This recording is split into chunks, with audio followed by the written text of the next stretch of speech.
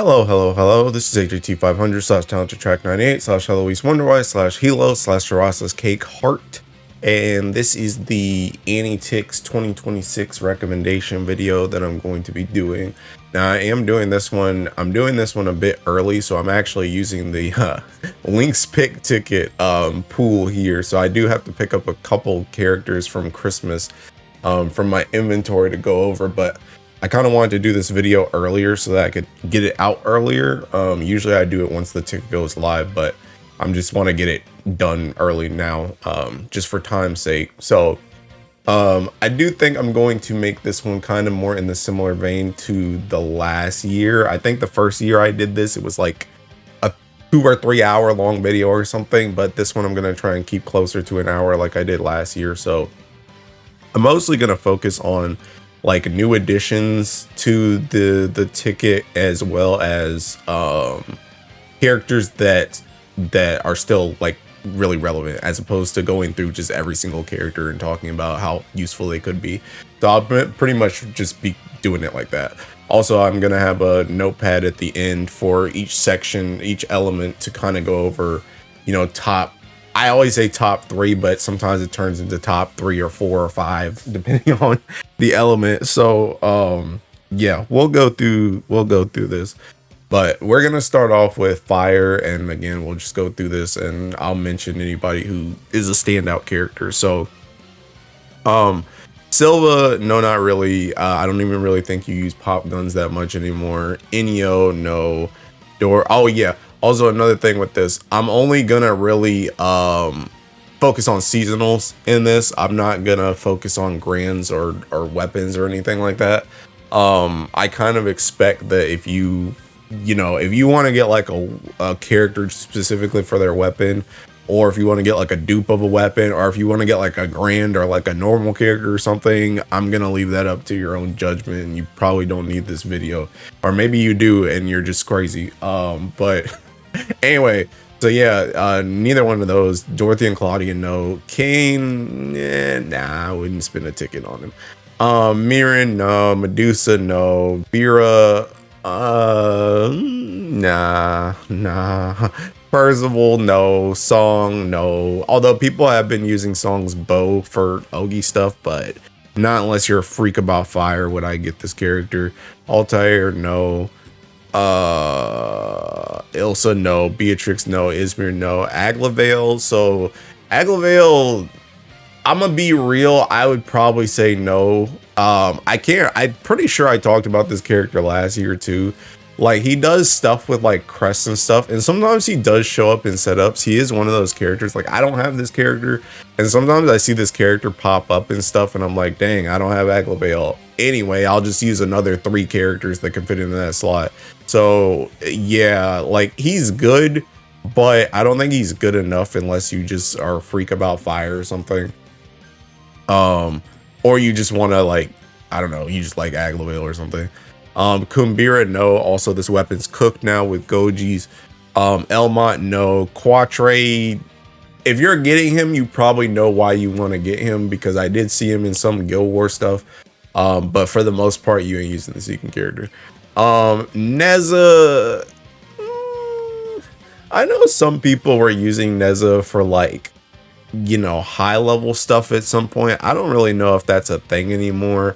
Also, he kind of gets used for like low button burst, but I don't really know if that matters that much anymore either. I don't know if I'd really spend a ticket on Nezha anymore, to be honest.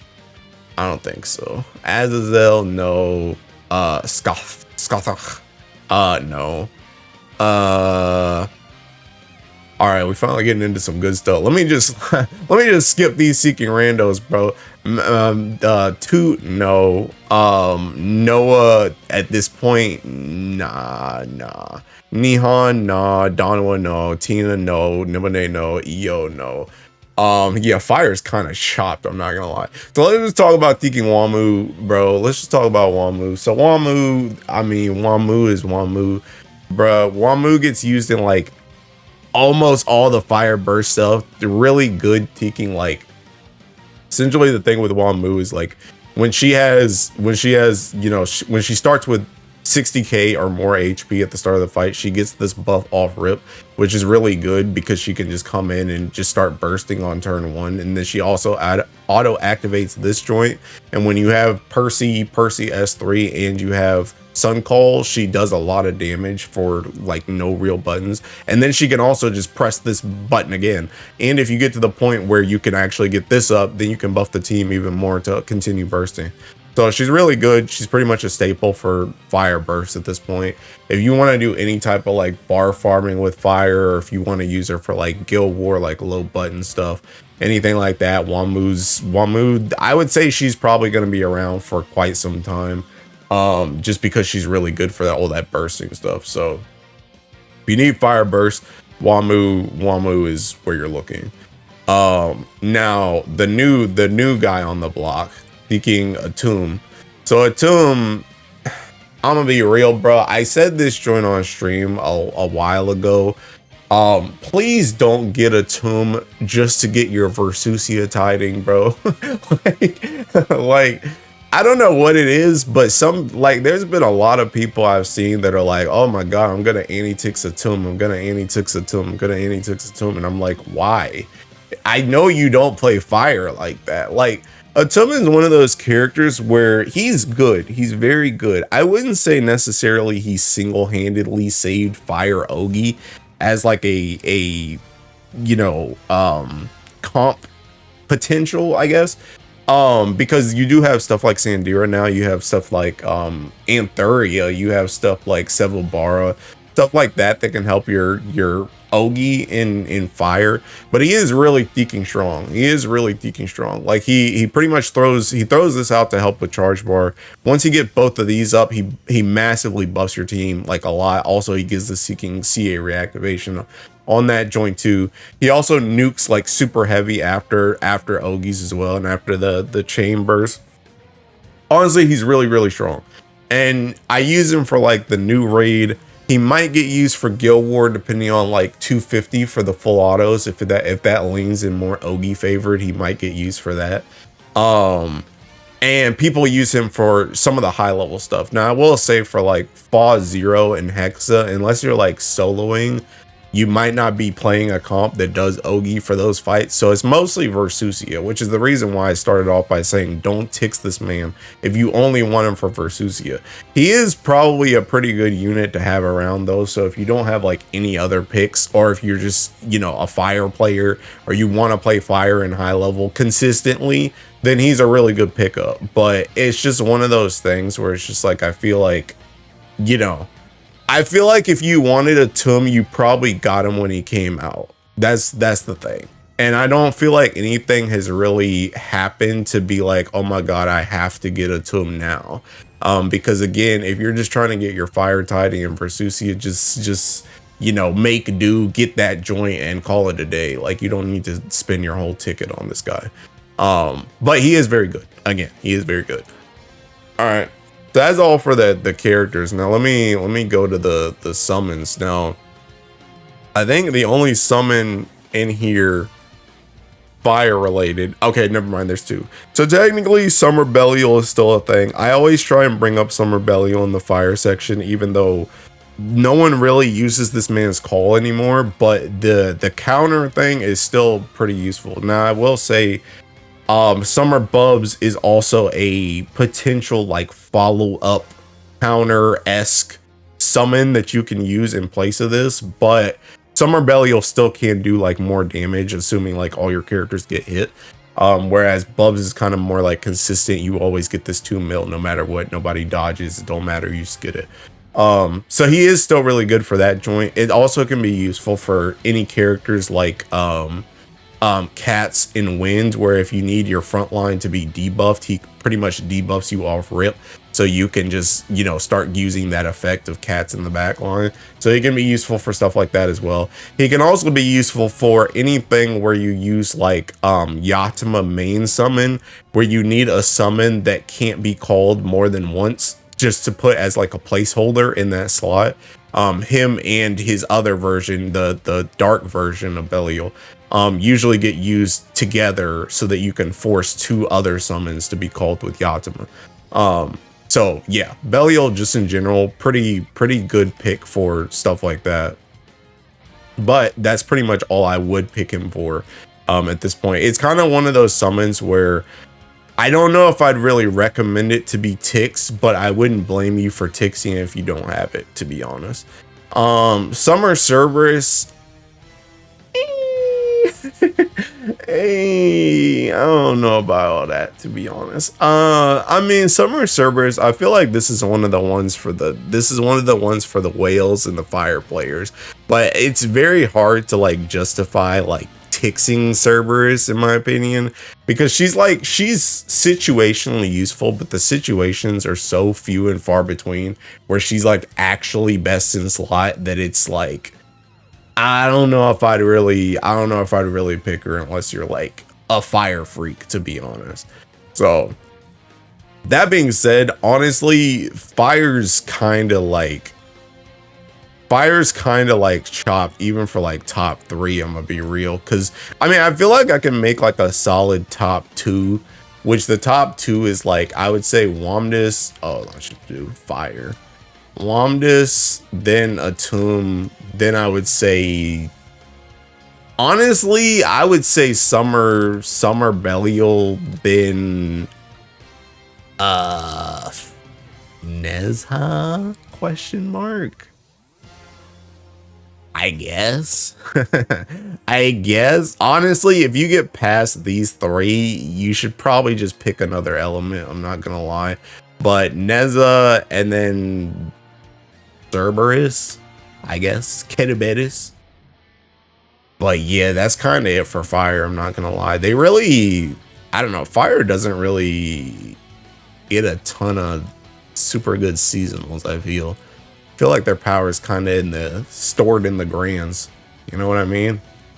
But yeah, so I think that's it for fire. If I think, oh wait, Maria Theresa, I mean, this joint she's not on the list, bro. She's not on the list. But Maria Theresa came out on Christmas. She's not on the links, mate, but she would be on the anti-ticks.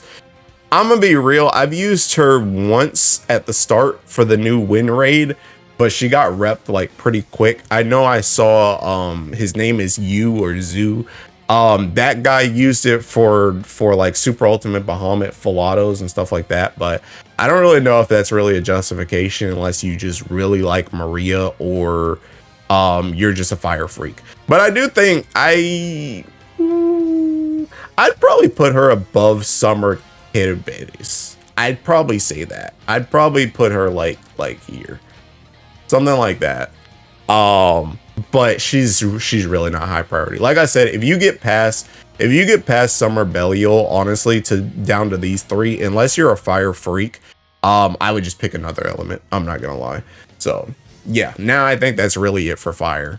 All right, so now we move on to water. So water, Lucio, this is like a, first of all, do you have Hrae? If you don't have Hrae, just let him leak on God. Like that, this is for the Hrae girlies, bro. If you don't have Hrae, just let him leak.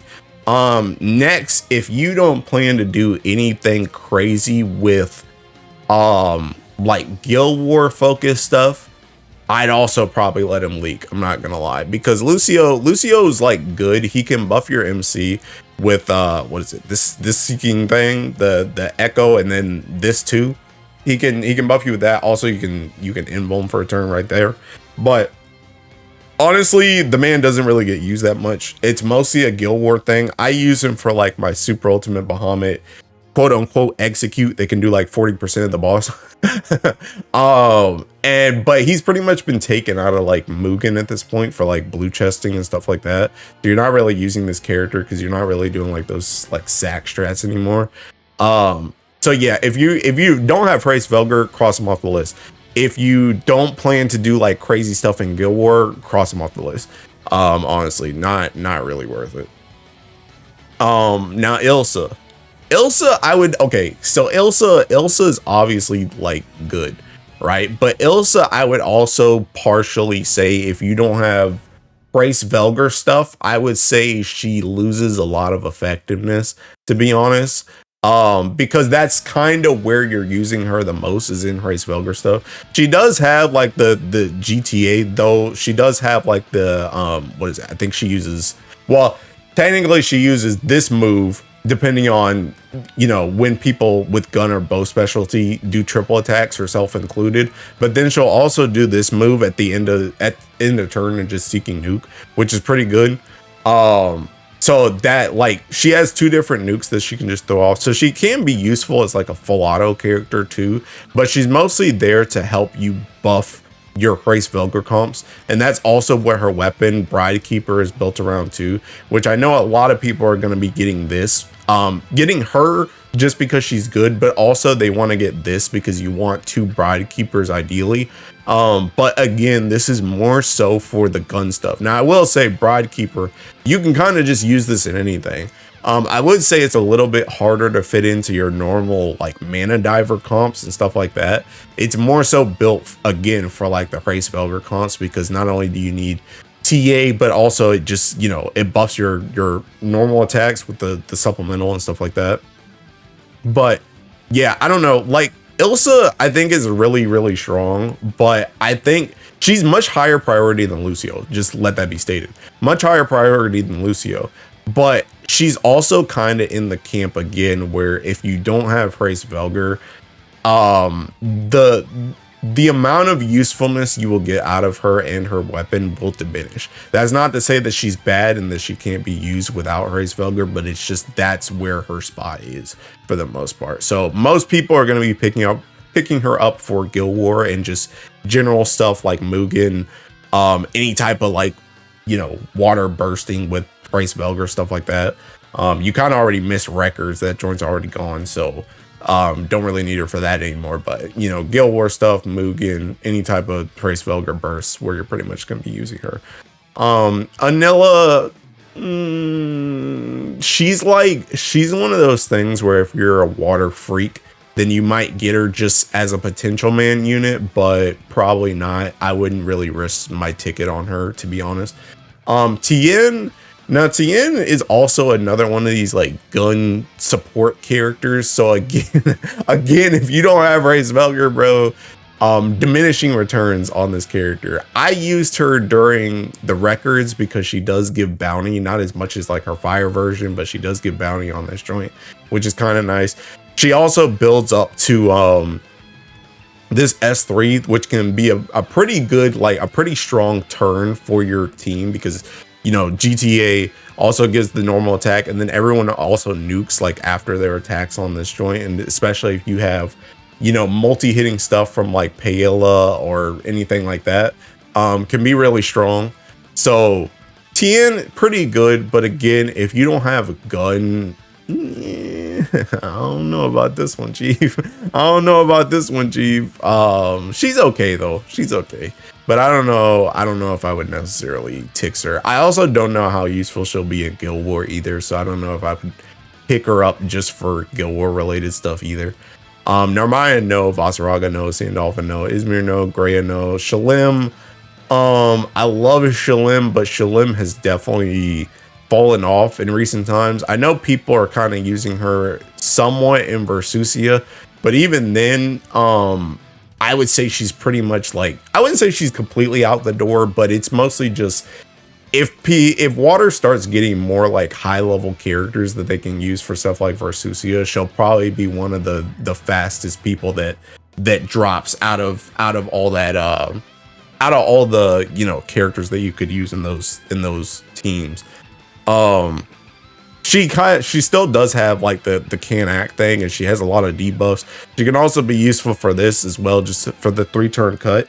But I don't know. She also has double Ogi, but honestly, her double Ogi is a lot more like utility based as opposed to damage based. So if you don't need that utility, then it's kind of cooked. So I don't know. She's still good, but again, I don't know if I'd use my ticket on it. I'll be real. Let me see. Europa, no. Rosetta, no. Andira. So Andira did get her rebalance, and people are using her a lot for Versusi as well.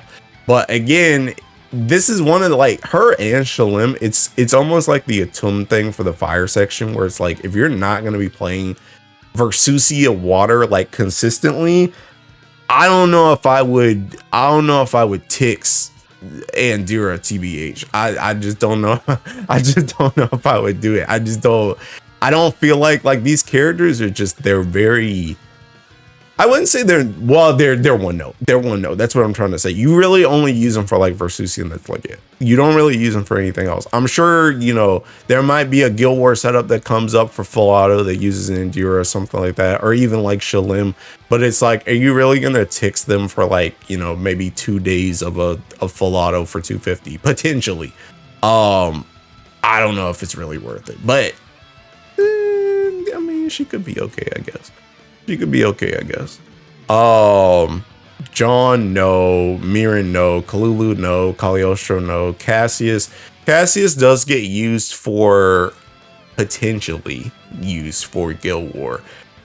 It's another potential man though, bro. Potential man. And even if he does get used, it's only gonna be for like 250, and that's it. So nah, I wouldn't recommend Cassius. Catura is, I would say she is still pretty much the same way as like Lucio.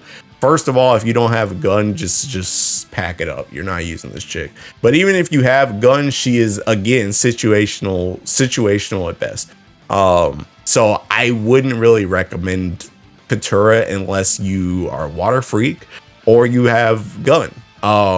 If you have Hrae's Velgar, other than that, you're not really using this character. I'll be real. So no. Clarice, no. Near, no. Diantha, no. Fediel has also seen some use in Versusia. I've also seen her used in whatchamacallit, in Esoteric. I don't know how I forgot the name. Esoteric. Maybe in Guild War for an Ogi team, but again, potential.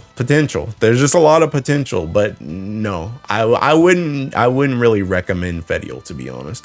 Ara Lamaya, no. Tefnut, I heard you like potential, bro. I would say Tefnut is pretty much close. She's a little bit above Cassius because she was very strong last Water Guild War for 250. But that's pretty much like that, and like Colossus, like the new Colossus is like the only place you're really using this chick. Nobody really uses her in high level like that either. So no, I wouldn't really recommend Tefnut either. Dang, bro, I feel like I'm just saying I wouldn't really recommend most of these Seeking characters so far. Sin, no, although her weapon can be situationally useful, but low-key her weapon's also kind of a bait too. So no, I wouldn't recommend Sin either. Vikala, people use Vikala sparingly for like solos and stuff. Maybe also for Versusia, just to get like the debuff, like this debuff on the boss, and then just kill her. Don't know if I would recommend a character just to sack though, but I do think Vikala is one of those characters that she like keeps coming up like randomly at stuff. So you may get to a point where like, dang, I really just wish I had Vikala, but I just don't have Vikala. But even then, I don't know if I would really urge you to tix this character. I'm not gonna lie, just for that. That's all the characters. Go to Thinking Summons. I think it's just Summer Bubs. I always say that, and then there's some other person. Yes. Tira, I'll be real though, Thinking, no. Don't spin it on Tira, bro. Just don't spin it on Tira. Bubs though, Bubs again is pretty much, it's like a reiteration of what I said in Belial section, where he is, well, okay, Bubs does have a little bit more usefulness though. Nowadays he does have a little bit more usefulness. He does have the call where he can essentially make it so that whenever they use a special attack he dispels, which can be situationally like, you know, super useful. It can be useful for Guild War. I actually use it for like my my ultimate Bahamut full auto, just to get rid of the thinking buff he gets, so I don't get randomly debuffs. It can be very good for stuff like that. He also has the added bonus as well that he allows your MC to hit on Ellie. Just your MC, but your MC can essentially hit on Ellie. Not like Seraphic. Well, no, it is like Seraphic. Is it Seraphic? I don't even remember. And you can hit on Ellie, bro. You can hit on Ellie. But yeah. No, I think his Ellie is kind of like Kane's thing, where it's just like you hit on Ellie, but you don't really get like the seraphic thing. I think. Correct me if I'm wrong. But anyway, regardless, he has more usefulness than Summer Belial. But if you're only trying to use him for like the counter thing, his damage is less because, again, to reiterate what I said in that section, his is just a plain hit 2 mil nuke at the end of the turn, which his does technically last longer than Belial's. But the thing about Belial is Belial gives the counter to your entire team, so you can get more hits if you're just trying to one turn kill something. But Bubs can be more consistent than Belial because he doesn't matter. It doesn't matter if the enemy, you know, misses one of your teammates, like it just doesn't target them, or if your teammate like dodges or something like that, or if they have a shield or something like that, you always get the 2 mil nuke. Whereas Belial, you have to specifically get hit. So that being said, for water recommendations, I would say probably the highest thing in terms of characters is probably Ilsa. I would say water is Ilsa. Then after that, I would say, man, it's kind of hard. I'm not gonna lie. It's kind of hard. I'm not gonna lie. Is it crazy to just say Bubs second? I feel like Bubs is like, because the thing about Bubs is you can use him in like every Ellie, right? So I would say like Summer Bubs next. I guess I should put Summer Bubs next. And then after that, it kind of comes down to like, I would say it kind of comes down to what you want to do. If you want to do like Hrae stuff, you kind of have like,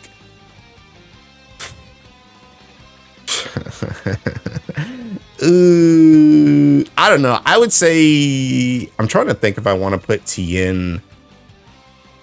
I guess I would say Tien over. I would say Tien and then Lucio equals Catura. And then if you want to do like high level stuff, I would say, if you want to do high level stuff, I would say, I would say Andira, Shalem,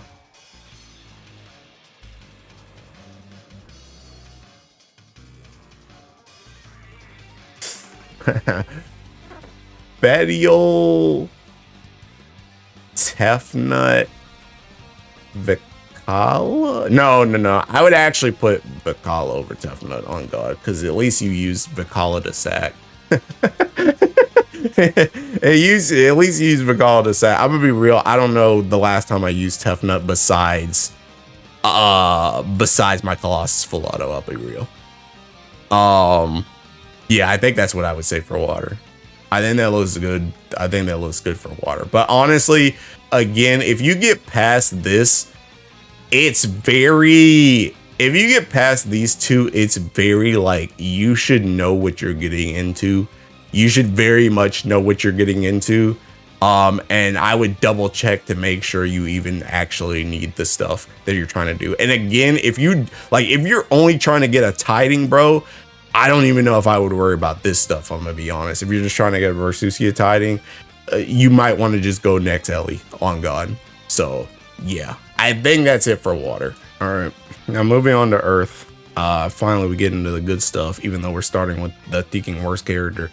But Raziel, so I mean, Raziel's still good, but I would say, I don't know, Raziel's like, it's a character that you definitely want to have in Earth, but I'm gonna be real, she kind of has like dropped off a bit. Like, I still use her for some full autos for things. Like, she can be useful for like the new raid. I still use her for like Leviathan Mare and stuff, but I don't really use Raziel on something like Esoteric. It's debatable whether or not you use her in something like Tefnut or Wamdus, depending on like what type of comp you want to run. And nowadays you don't really run her in like Hexa or Fall Zero or even Versusio. So it's like you don't really use her in high level. She's more so, I would say at this point, she's more, I mean, she's a burst character in general, but she's more so just like a Guild War character. That's really what you want her for. She also can be used for some of the boxing events too, if you need the extra power. But for the most part with the boxing events, well, okay, I would say for the normal Earth goer, she's probably really good for the boxing events. If you're deep into Earth, you probably already have this character anyway. But if you're super deep into Earth, you're probably just gonna run like Pholia, Dante, Theresa in general, and you're not gonna run Raziel because you don't want to press her button. So technically, she's good if your Earth is weaker. And I would say in general, if your Earth is weaker or if you're missing a lot of characters, she's kind of good for just your general full autos anyway, because even though I might not use her, I have like everything in Earth. So she's pretty good because like this S2 by itself is really strong. This S2 is also like Earth's 50% TA to everyone thing. So if you ever need any TA in Earth, which you're going to need a lot of it, to be honest, she's kind of your gal because you're kind of tied to her with that 50% TA. She's like the only character in Earth that does that for the whole team. Probably not getting this seeking dog water skill up, but yeah, this skill in general and getting this supplemental with the yellow stacks in general is really good for any type of like bursting setup. Also, she is like she's not our only character now. She's one of our only characters that has a dispel on auto attack. Once she has 10 red stacks, she auto activates this, which can be very strong again for like the new raid that needs a lot of dispels. So Raziel's still good, but I would say she's definitely been put in her niche at this point. She's not like universally good for like everything at this point. Her gun also can be used for some burst setups, but honestly, that is a Guild War thing. And unless you already have the bullets for like Hrae Velgar, I wouldn't really recommend you farm them just for this, to be honest. Narmaya, Lurking Legend, still gets used in a lot of stuff, honestly, but I will say for like last Guild War, she pretty much was like non-existent. I'm sure there's some people that used her, but she's one of those characters where when you need to use her, she's probably BIS right now, but the times when you need to use her are kind of few and far between, and she's more so for like, the weaker burst things like Wamdus, or you might use her in like Ultimate Bahamut or something like that. I can't even really say Guild War again because like I said, she didn't really get used in Guild War that much, but she is a good character to have. But I wouldn't really put a super high priority on her. Manamel can actually be used for bar farming. Don't need to use her for bar farming, but if you're doing the Ogi bar farming stuff, she does activate her nuke on Ogi. She also does give the crest to everyone on battle start, even if she's backline, which can also help your skill damage, whether she's frontline or backline, which can be nice.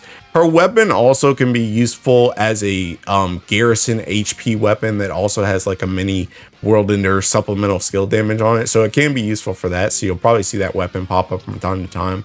Don't know if I'd really recommend to Tix her though, to be honest. Eustace, no. Dante, so Dante still sucks. Still not a good character. But Dante still has the unique echo on people's triple attacks. Now this has been dropped a little bit because you have a character like Makura who only double attacks, so she cannot utilize this TA buff. But Dante is still, I wouldn't even necessarily say a staple, because you can use characters like Atum who can kind of replicate the same amount of damage as Dante. But Dante did also get his EMP recently, which gave him even more amp. So that can kind of push him over Atum in terms of, those low button comps. But he's pretty much only for those low button comps. Usually paired with Dante usually paired with Pholia and Theresa or Raziel for a comp like that, to do like a Pholia S1, potentially Raziel S2, and then just attack to give everyone the extra TA. And he does do a decent amount of damage on his autos as well, assuming he can TA. He's one of those characters where, especially seeing how they created Walfred, and they specifically said Walfred only works on sword people, so they didn't just kill Summer and Anila. I feel like Dante is going to be around for a bit longer just because he has that unique echo, but he's very situational at best. And if you're not doing any type of burst thing with auto attacks in Earth, you're not really going to use him. Kukuro, nah, I wouldn't. Silva is also one of those situational characters, but she comes up a lot in Ogi. Silva is one of those characters where I think specifically if you're trying to do any type of Ogi related solo stuff, this is a character that you really want to have.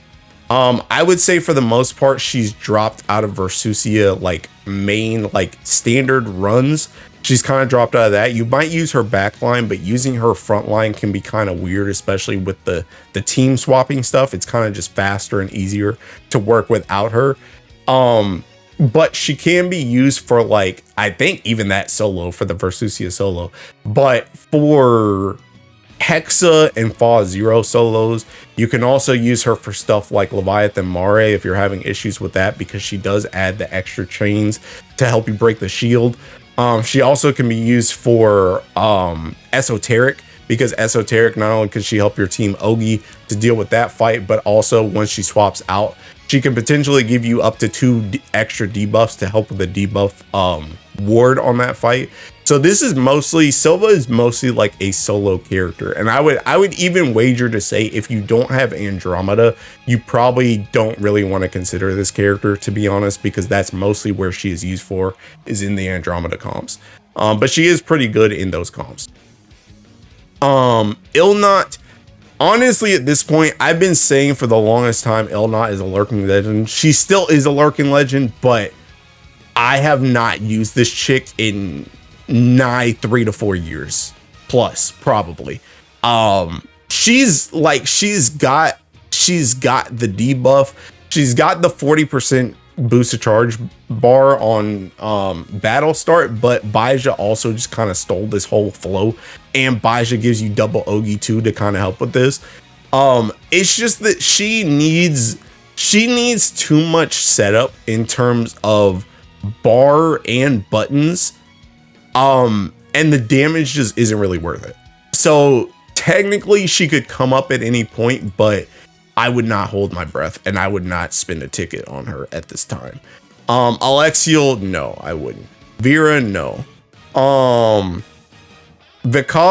situationally useful, but if the situation isn't records or Guild War, no. No. Also, her weapon got pretty outed by Helden Hymna too, because the echoes don't stack, so no. Monica has, for the longest time, has been very, very good Ogi support. She still is very, very good Ogi support, but Earth has gotten so many freaking Ogi tools at this point that this character is not really needed. I would just invest in another Ogi character. So no, I wouldn't. I would pass on Monica. Pholia, I always try and pair with Dante. I actually feel like Dante has a little bit more longevity than Pholia, just because they have started to make pretty much Folia's big gimmick is her S1, where once this S1 lands, she gives the whole team this assassin buff. She always gives them the TA bonus, which is GTA for the turn, which is very, very strong. This also makes it so that they can't use special attacks, but they made it pretty much her gimmick is like Guild War and boxing events. She's still good for the boxing events and for stuff like records for the nightmares in there. But for the nightmares in Guild War, they have made it so that the higher level floors have a resistance to this debuff. And if she misses this debuff, you don't get the assassin. So her longevity has been kind of like 95 and below for Guild War and then boxing events, which is the reason why I give Dante a little bit more longevity, because pretty much until they make another character that has that unique echo on Dante, he will always have somewhat of a space, whereas Pholia can be swapped if someone else can give you more damage to your team, or if you just don't need the GTA or something like that. But again, she's usually paired with Dante for the Dante Pholia, either Raziel or like Sarasa comps, or Atum, I guess. You could also pair with that, dude. I guess technically you could pair it with Makura as well. But yeah, it's pretty much just her as one. So pretty much Pholia and Dante, if you're not planning to do like Guild War stuff, which Guild War just passed, if you're not trying to do Guild War stuff, if you're not trying to do boxing events, Pholia she's one of those characters where she's nice to have, but you can make do without her unless you're trying to do like the fastest setups for those things. Matera, no. Rosetta, no. Makura. If you're getting an Earth character off this ticket, you're probably getting Tiki Makura. Makura is busted as crap. She is very, very, very strong. Very strong. She's used in pretty much all forms of content. You use her for random full autos. You use her for high level stuff. She's usually the fastest stuff in like Hexa and Fall Zero and stuff like that. She also can be used for Versusia, for the front side of Versusia, not really the back side. I will say she was useful in Guild War, but she was kind of within reason for usefulness in Guild War. Although, to be honest, for the super mashy comp that you could do for 250 at the end, she was useful for that as well. So just overall, Makura is really good. The reason why she's really good is because she has this move, which is one of Earth's only like veil sources that also just lasts for 5 turns. Also makes it so that she's just seeking attacks after everybody else's attacks, which is really, really nice. Also gives seeking 100% crit, which is very good because that plays directly into Held in Him. Especially if you don't go 100% on a Held in Him grid, you can burst with this move and just get 100% crit. She also gets this move, which is dodge to everybody for a turn, which is nice. Also gives a unique echo and dispel cancel. She also nukes with this every single time she attacks. She also has guaranteed double attack, so she's very consistent. Even though she can't triple attack, she can always double attack. But the main thing is that she can actually double attack. She has double strike constantly, where she always deals double strikes. And whenever she nukes, or whenever she double attacks, she always does this afterwards. Which is really, really good. When she Ogies, she dodges all, which is really, really strong, and she reduces the turns on her skills as well, so they come back up faster. Just in general, very, very, very strong unit that you use pretty much everywhere. This is probably one or two of the highest priority picks you can get for Earth this year. Well, one of 3, I would say, highest priority picks you can get for Earth this year. But she's probably number 1 for a lot of people, to be honest. And I see the second one. Jessica, no. Shalem. Woo! Give me a sec. Listen, bro, I had to you can cut the video because I didn't know how long I was on the last Seeking recording, and I already know I'm gonna be here for a minute. Listen, pal. Listen. Believers were rewarded. Doubters in shambles. Listen, bro. Ever since Shalem first came out, I told people this chick makes high level disgustingly easy. Back then it was Hexa and Fall Zero. She made those fights cakewalks. She wasn't always the fastest back then, but she made it. Her kit dealt with both of those fights so well. She was so well made for both of those fights that it was just disgusting because she nukes like crazy for the 2 mil hits in Hexa. She also had debuffs for that joint, and Fall Zero, she helped with debuffs and keeping your team alive. But they made a monster. They made a monster with this Seeking unit. So they rebalanced Shalem last year, right before Versusia, and I know why they did. This chick is a menace. She's a menace for anything. Let me start out by saying, if you're playing any type of Ogi related thing, which you're playing a lot of Ogi in Earth nowadays, she is there. Even in Guild War for 250, she was an absolute menace. Pretty much Shalem's kit is pretty much built around her field, right? Her field. She's also an Ogi character if you didn't catch that already. It's built around this field. This field makes it so that she doesn't all ally sub, but she has very high hostility and she takes very little damage, right? Which is very, very strong. The thing about it though, is the way that they rebalance it is that whenever she has this field up, she resets both of these moves every turn while she has that move up. Also, when she Ogies, she just naturally lowers the cooldown on her cooldowns, and she double Ogies. So essentially you have like one turn of downtime, one or two turns of downtime on this field, and then it just comes right back up, essentially. So you almost always have this field up, which means you almost always have these skills up.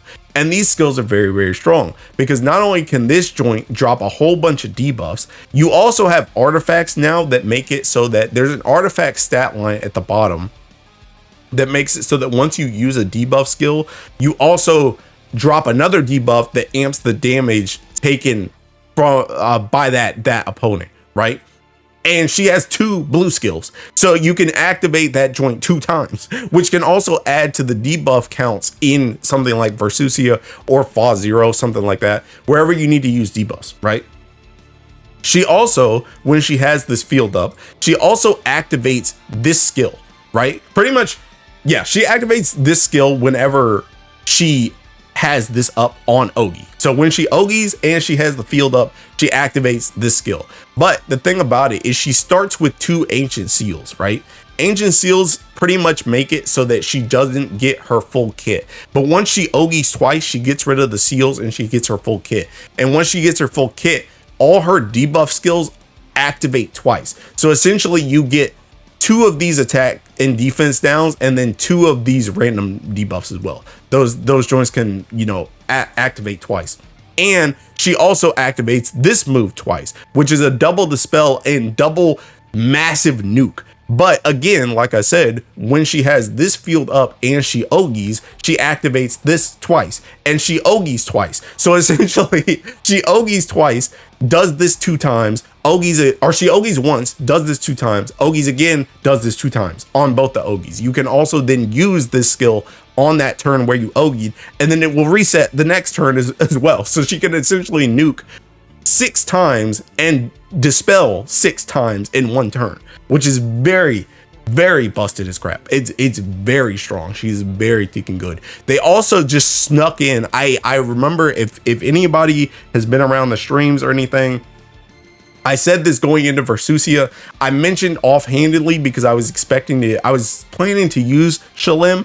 I was like, if they could just give her a little bit of charge bar to the party when you like Ogi or something like that, then that could help massively for looping potential, because the team I was looking at the time was Lich, Shalem, and Octo. They gave her the tiki charge bar. So now she also gives charge bar to everyone that's behind her as well, which is very, very tiki strong for helping your looping potential in general. You can actually loop with the Andromeda now, which is very, very tiki strong.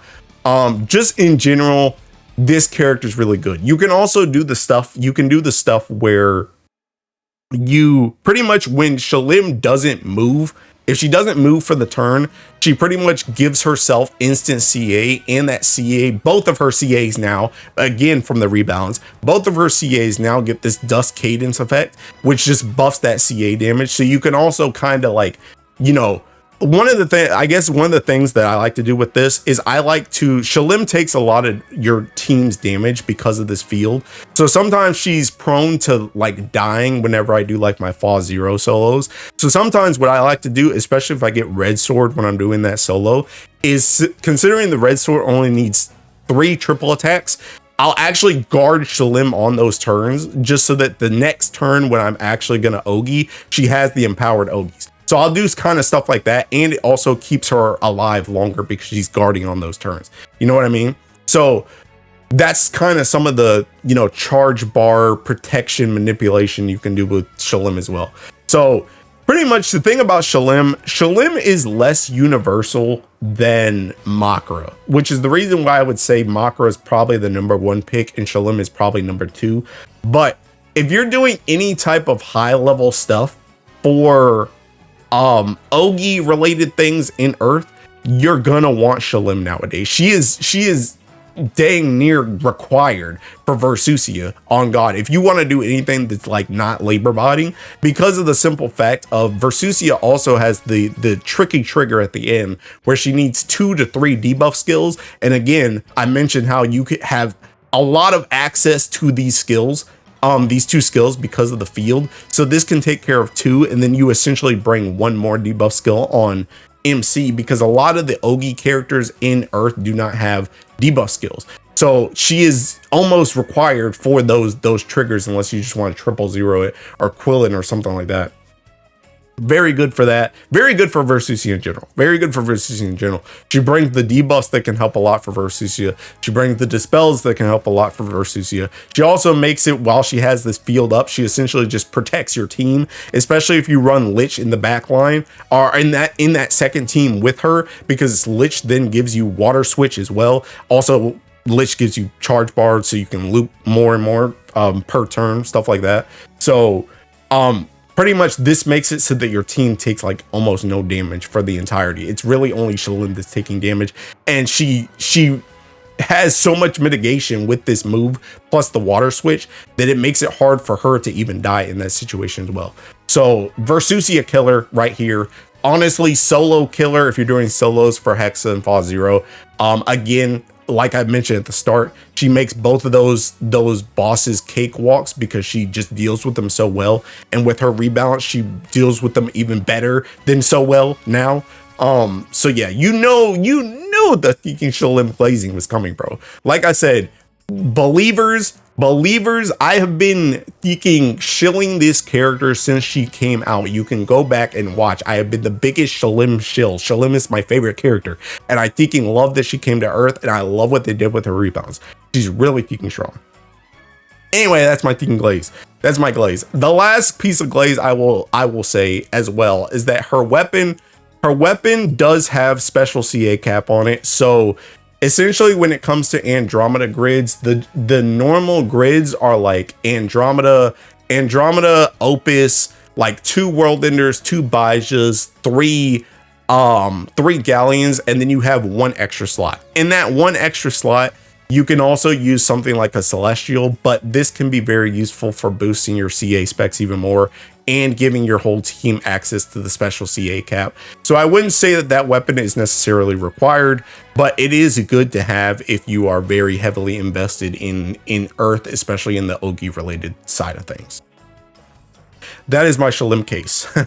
I would say again, she is probably the second highest pick on people's priority list, potentially even first, depending on how much you do high level Earth. Zetavasaraga, no. Hrae, no. No.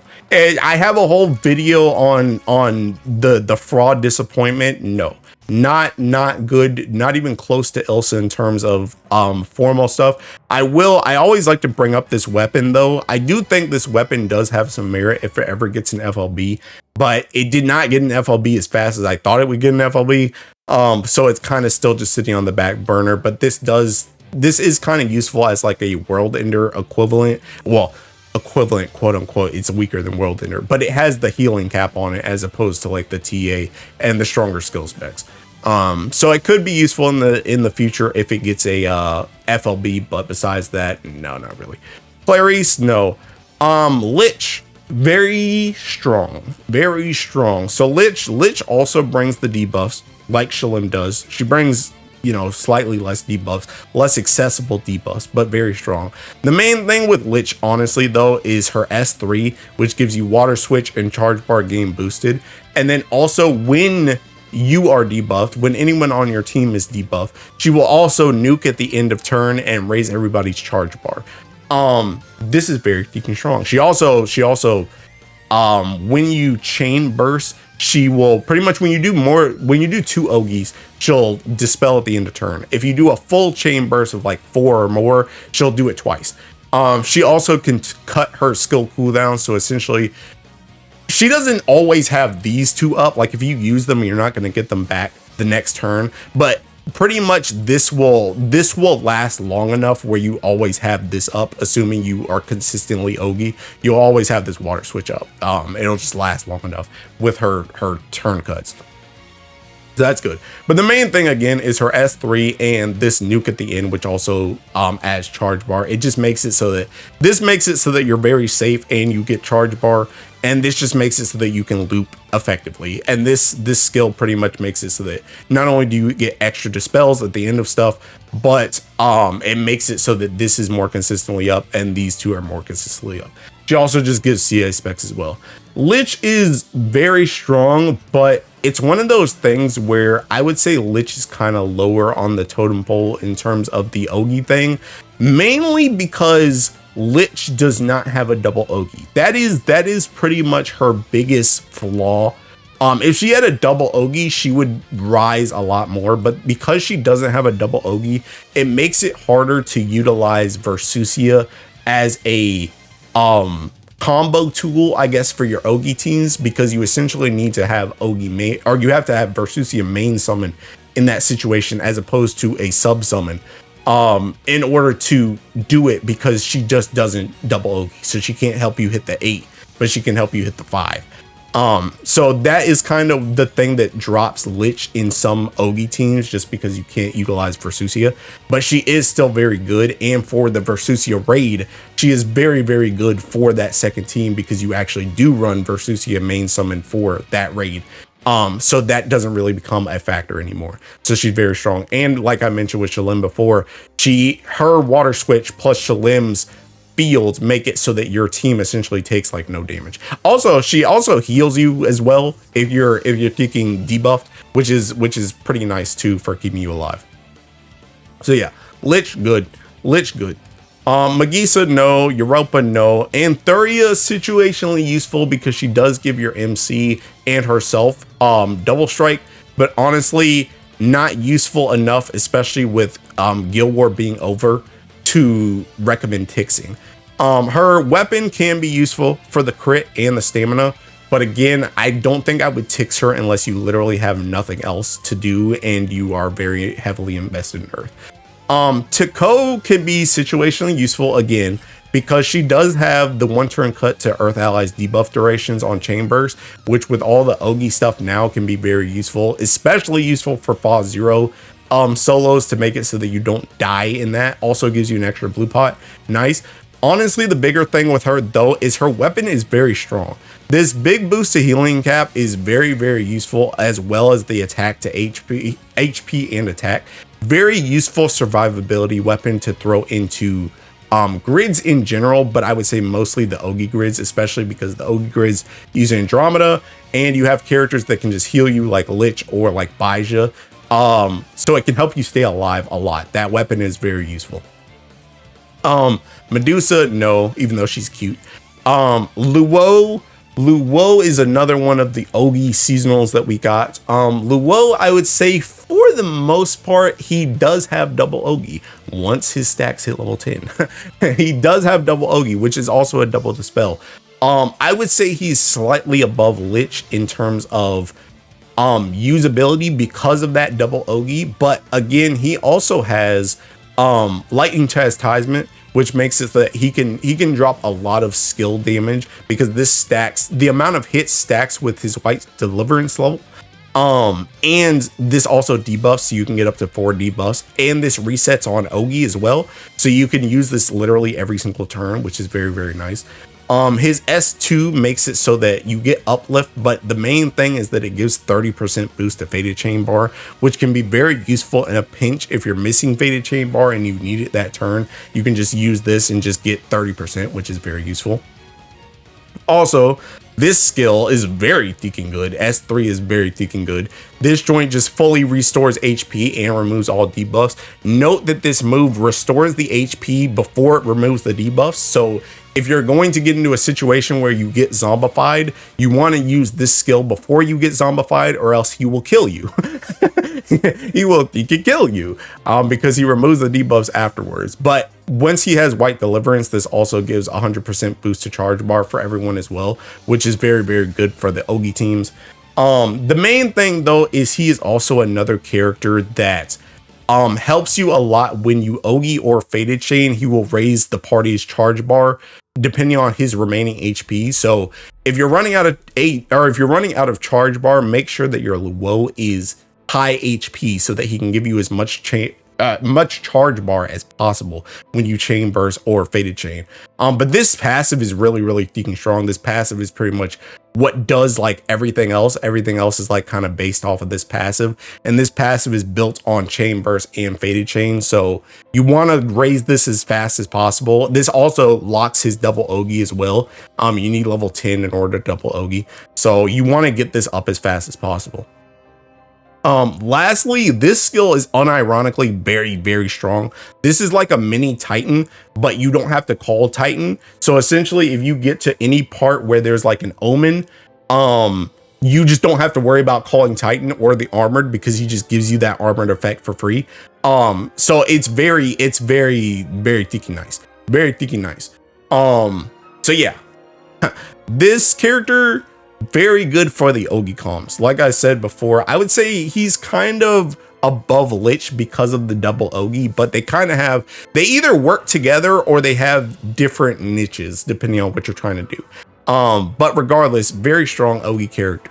All right, so lastly, let's go to the summons for Earth.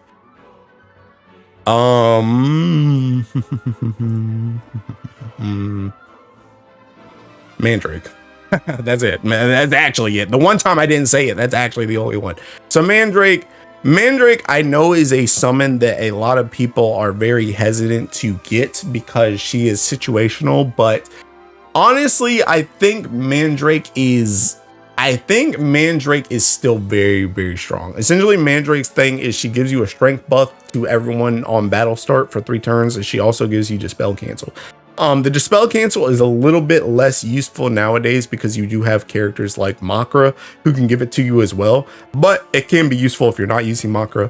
But the strength buff in general is very good. It can literally be make or break for certain setups. There's also just not a lot of other stuff for Earth to put in those sub-summon slots when you're trying to do burst related stuff, as opposed to Mandrake. So she shows up a lot of times even where you wouldn't necessarily think she needs to be, but there's just not really anything else to put there, so she's good for that. Technically, she also does have the debuffs on call, but honestly, no one really uses the call, unless you're really struggling with a raid or something. So Mandrake is good, but I would say Mandrake is one of those things where, again, with the Guild War just passing, her usefulness drops a lot, because if you're not heavily invested in Earth, you're probably not going to really be using Earth for anything that uses her, besides maybe like your dailies, and even then, it's probably not worth it tixing her just for your dailies.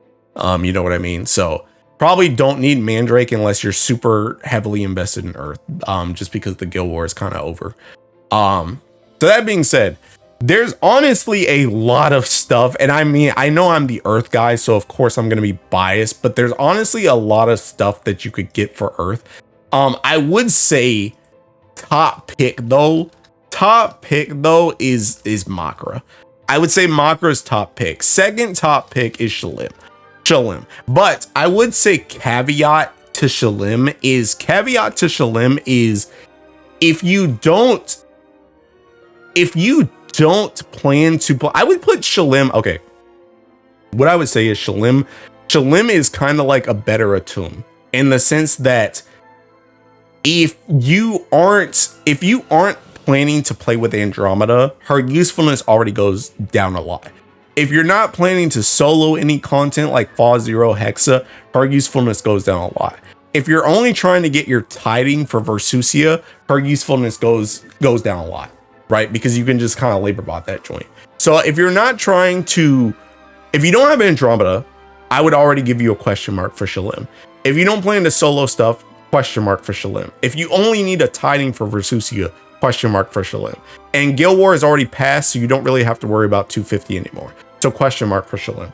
So the main thing is Shalem I would put second, but I would put her second in the exact same type of vein as Atum, where if you don't plan to play high level Ogi Earth, then her usefulness goes down. That's what I would say.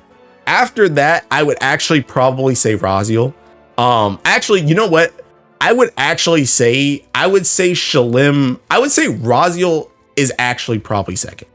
Raziel is actually probably second, but I would say she is greater than or equal to Shalem because of the things I just said about Shalem. Because I do think Raziel is a more universally useful character, especially if you're not as invested in Earth. If you're just trying to do your dailies with Earth and you just want to power up your Earth in general, Raziel is useful. Technically, if you don't have like Makura or something too, you can also use Raziel for things like Hexa or Fall Zero if you're just doing runs as well. She's just not optimal nowadays, but she still works.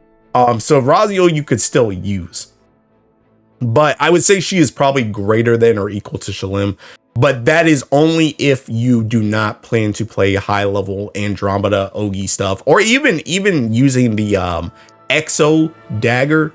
If you're not trying to do Ogi high level stuff, then Shalem's usefulness falls down. That I'll put it like that. So I would put Raziel as greater than or equal to Shalem. After that, I would put probably Luo greater than Lich, probably next, because I think Luo is more universally useful than Lich, but they are very, I guess, honestly, greater than or equal to here as well. Greater than or equal to here as well. For the stuff that I mentioned before. After that, not Thrall. Not Thrall. After that, I would say Dante greater than or equal to Pholia. I would put them on the same tier as well, next to each other. And then after that,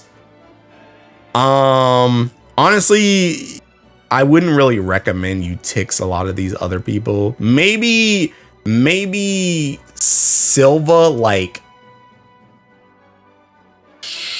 honorable mention. Honorable mention Silva. I would put, although I would put before that, I would put Summer Mandrake. I would put Summer Mandrake like here. But I would say honorable mention Silva, but Silva is also in the same tier as Shalem, where if you are not planning to do the high level Ogi stuff, especially solos, then Silva kind of doesn't matter as much. And then I'll just leave Normaya up to your best discretion at that point. I would just leave Normaya because this list is already like way longer, you know, for Earth. But this pretty much what I would say. So I would say Makura.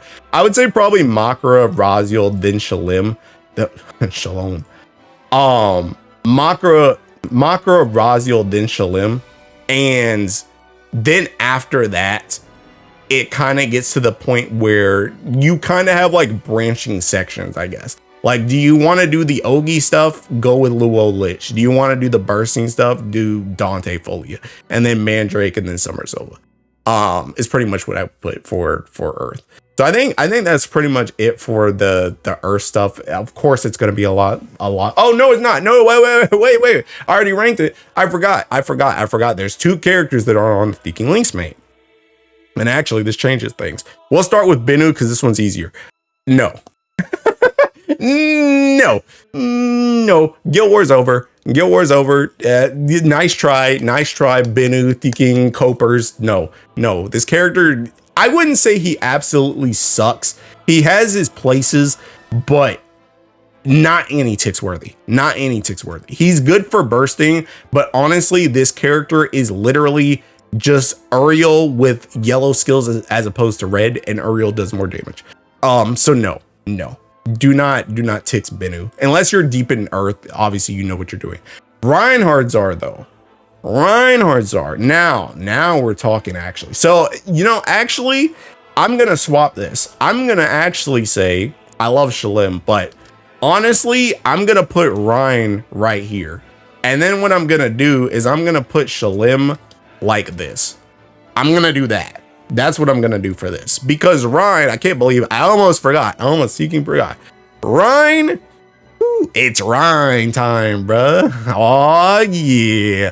This dude's really thinking good. The main thing about Rein is one of those stat characters that stacks done right. The main thing about it is Rein just needs a lot of kicking charge bar. But you do have Lich, you do have Silva, you do have Ogi characters in general that can help him get charge bar And also once he gets 50% and he gets Reki, he immediately gets triple attack 100%, which can help him a lot. He also gets this as well, which is probably the most busted thing about him. The fact that this man gains Undying 3 times. He gains Undying 3 times, and he also has all allies sub for 3 turns as well. So he essentially just tanks everything. That can also get him charge bar as well, because he full force counters when he gets hit. So he can also get charge bar off of that too. But the thing about it is once he gets up to Reki 3, he actually re-ups this skill. So even though it has a 12 turn cooldown, he re-ups the skill and then he can do it again. He also gets his 3 Undyings back again. So he can essentially just take a lot of damage. He can take a lot of damage while doing a ridiculous amount of damage, stupid amount of damage. He also gets seeking remove 1 buff on his auto attacks as well when he has Reki 3. And the quirky little thing about this character is once he has Reki 3, if he gets to 200% bar, he can actually Ogi. And when he Ogies, he not only activates this skill, which is a lot of seeking damage and debuffs, but he then gets double strike on the next turn. The other thing about him too is when he has 15 or more buffs, and Reki is fully unleashed, he gets a sharp boost to attack. So he gets an assassin, and that joint can be used on his double strike autos. So essentially, this man does not only a lot of ticking damage, but he can keep your team very much alive because of this, and keep himself alive, honestly, because he also has the Undying effect. Honestly, this character's busted as crap. Now, the thing about it, the only reason why this character even somewhat goes under the radar is because of the fact that they shilled Ogi stuff so hard in Earth in 2025 that it makes it, even though he can be played with Ogi, because again, he wants Bar to do this stuff. And once he Ogies, he does do this stuff. Like his damage can make up for the fact that he doesn't loop like a normal Ogi character, right? And he has utility because he keeps you alive and the debuffs plus the dispels, stuff like that. But really the only reason this character is even somewhat overshadowed in Earth right now is because Ogi stuff is just that strong right now.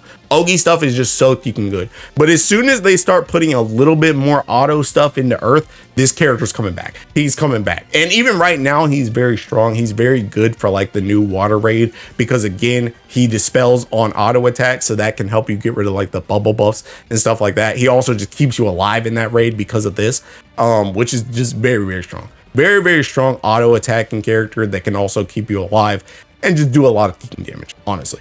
So yeah, I would say again, I would say Makura number 1, then I would say Raziel number 2 with greater than or equal to Rein, and then at that point, I would say realistically you can choose. Do you want to go the Ogi path with Shalem, Luo, Lich, or do you want to go the bursty path with Dante, Pholia? But I would say if you go the bursty path, this is more so you're like potential manning really hard because again, Earth Guild War just passed. So these characters may not be useful for the next Earth Guild War. So you're kind of just expecting them to be useful and they may drop off, right?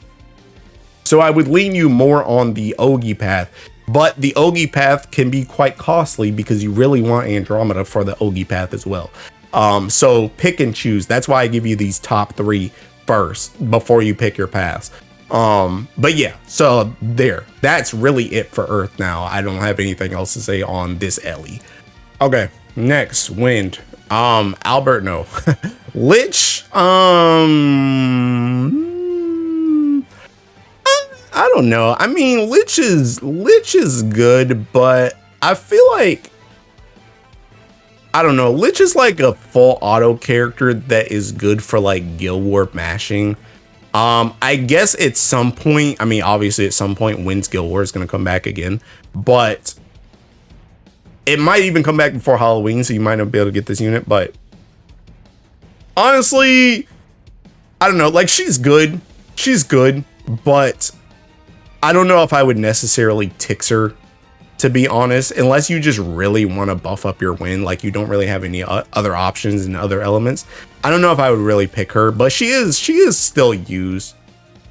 She is still used for like various full autos and stuff. But I feel like also like she's kind of getting to be a character where you can kind of skip over her and use other characters for like Filato and stuff. So I don't know if I'd really recommend her unless you just have nothing else to pick and you just want to buff your wind. Eustace, no. Siegfried, no. Hasilia, it pains me to say no. Anila is pretty much the exact same as Dante and Earth. She is literally just here for this bonus wind damage on triple attacks.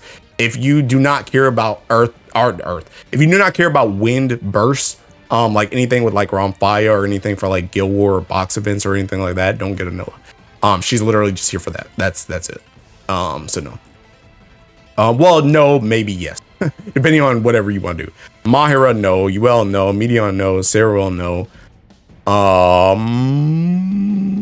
Eliza, no. Shion, no. Vayne, backline support, but this is a very much, you have nothing else to tix. Nothing else to tix to get Vayne for backline. Sandolphin, no, not really. He's situationally useful, but not worth a ticket in my opinion. Yingwei, no. Grimnir is still kinda good, but I would feel like if you don't have Grimnir at this point, what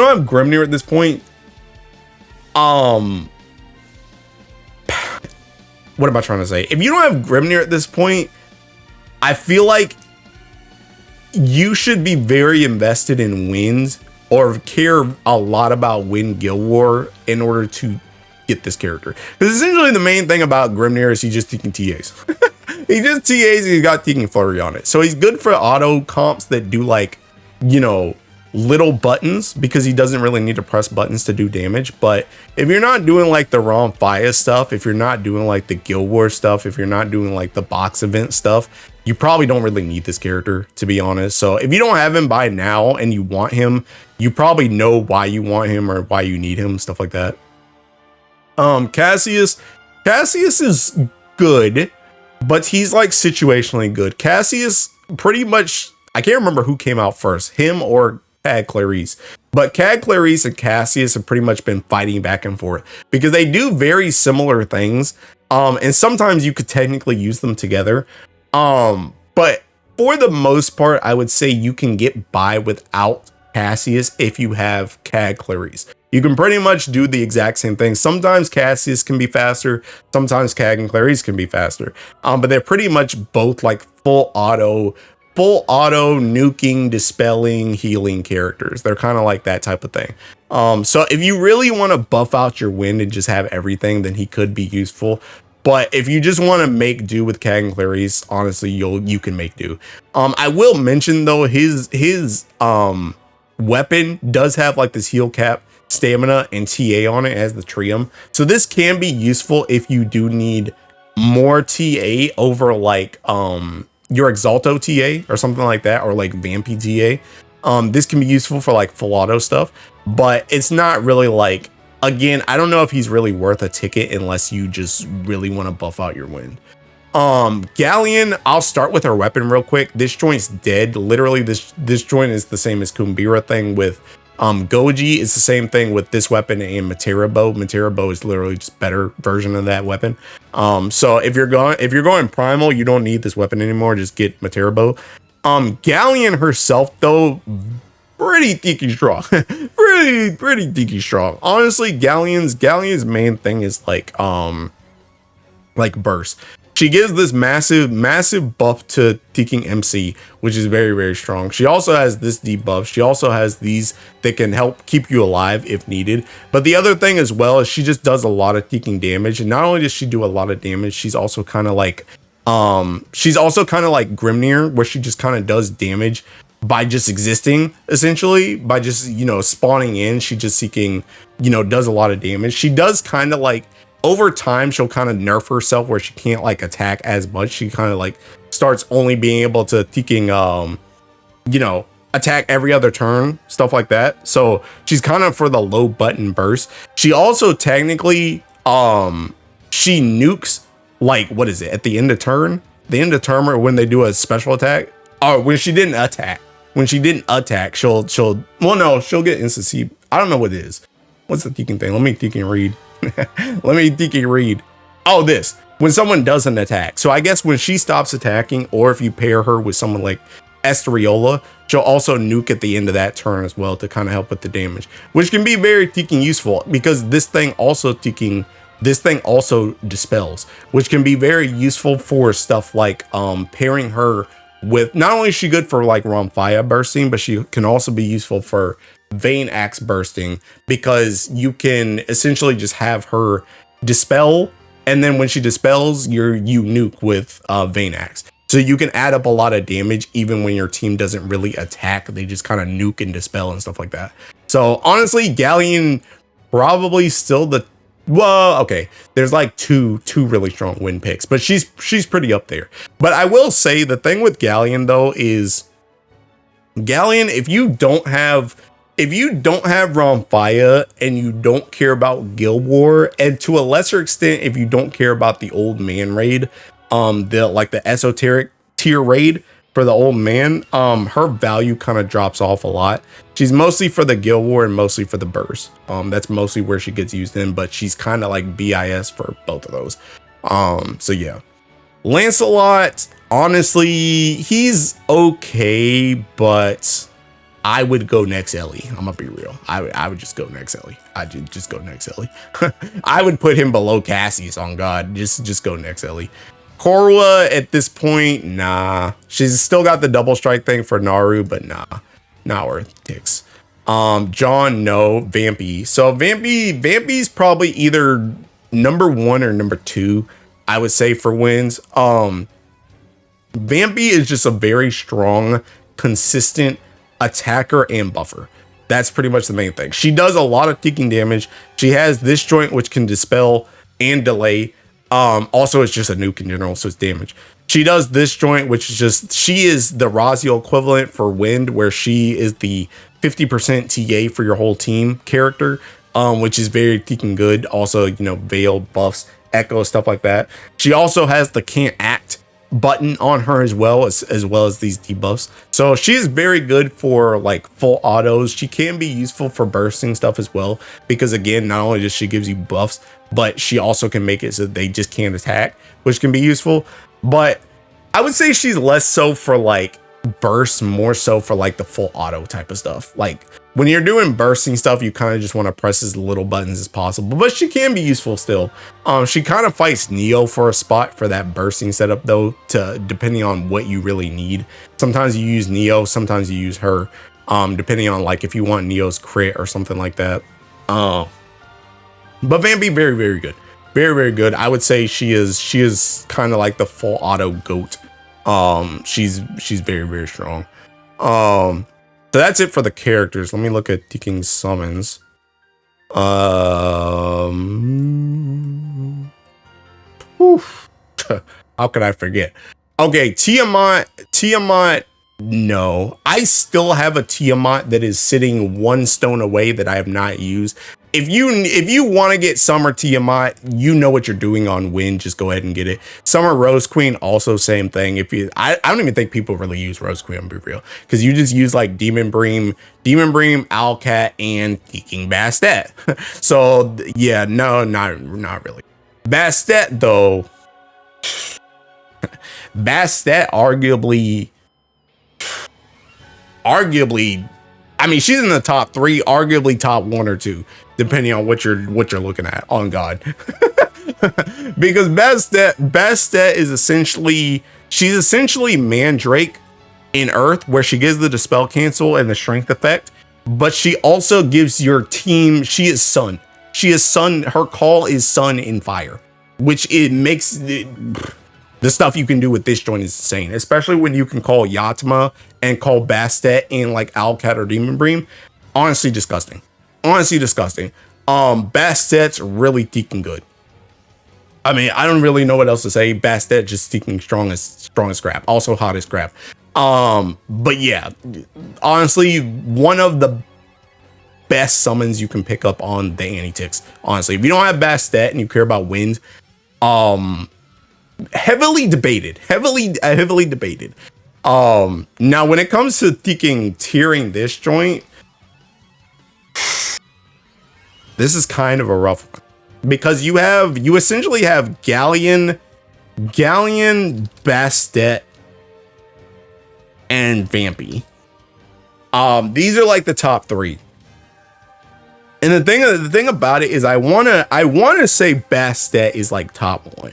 But then I think about using Bastet without Galleon, and I'm kind of like,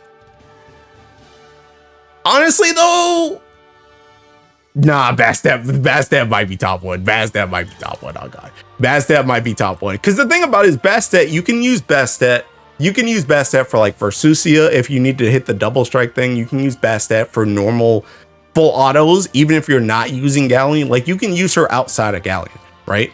So I would say Bastet's probably top 1. Then I would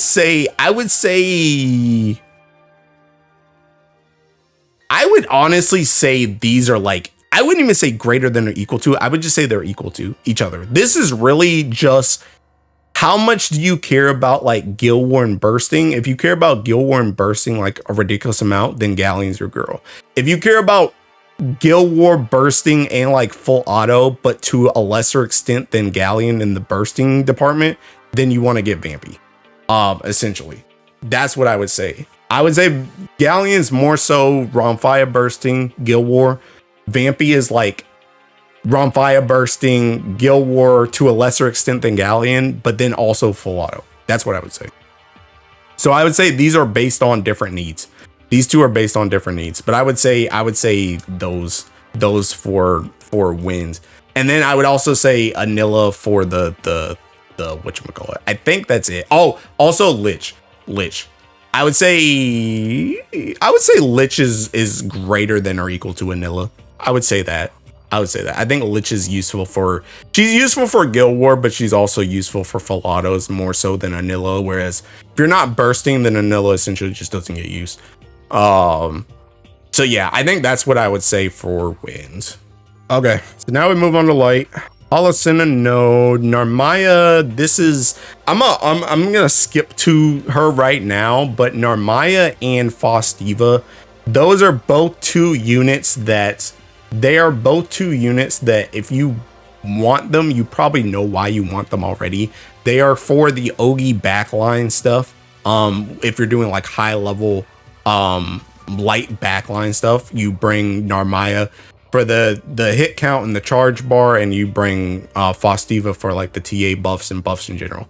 So those are both two backline like Betty characters, but they are pretty useful for light Ogi stuff. So if that's what you want, but that's pretty much their only niche.